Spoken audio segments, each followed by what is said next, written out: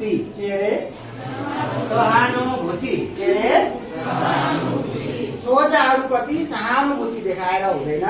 सोझाहरू के हुन्छ समानुभूति समान अनुभूति हुनुलाई समानुभूति भन्छ इङ्ग्लिसमा भन्नु भने यो शब्दलाई के भन्छ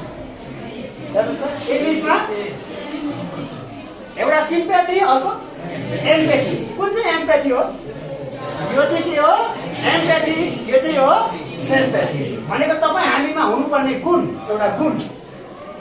जुन गुणले हामी अरूलाई माया पनि जगाउन सक्छौँ र उनलाई के दुःख कष्ट परेको छ म आफै अनुभव गरेँ भने कुन चाहिँ हो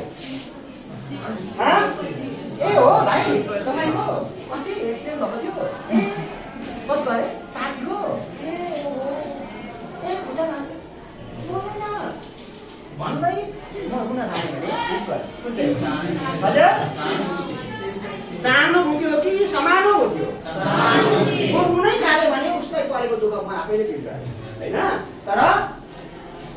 मैले ए हो भनेर माया अनुभूति के अरे उसलाई माया मात्रै देखाउनु खोजेँ भने चाहिँ